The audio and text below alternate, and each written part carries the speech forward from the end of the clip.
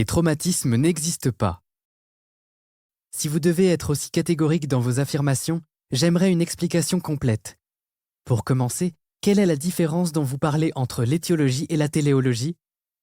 Imaginons que tu aies un rhume avec une forte fièvre et que tu sois allé voir le médecin. Supposons à présent que le médecin te dise que la raison pour laquelle tu es malade, c'est qu'hier, lorsque tu es sorti, tu n'étais pas assez couvert, et c'est pour cela que tu as attrapé un rhume. Tu serais content.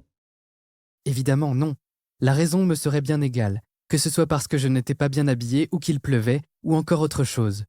Ce sont les symptômes, le fait que maintenant j'ai une forte fièvre, qui m'importerait. S'il est médecin, j'ai besoin qu'il me prescrive des médicaments, qu'il me fasse une piqûre, enfin qu'il prenne les mesures nécessaires. Pourtant, ceux qui se positionnent du point de vue étiologique, y compris la plupart des conseillers psychiatres, expliqueraient que ce dont vous souffriez provenait de telle et telle cause dans le passé et se contenteraient de vous réconforter en disant « Alors vous voyez, ce n'est pas votre faute ». L'argument des prétendus traumatismes est typique de l'étiologie.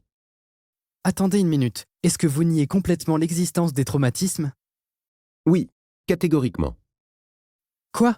Vous n'êtes pas, ou je suppose que je devrais dire, Adler n'est-il pas une autorité en matière de psychologie? En psychologie adlérienne, le traumatisme est catégoriquement nié. C'était une position totalement nouvelle et révolutionnaire. Assurément, la vision freudienne sur le traumatisme est fascinante.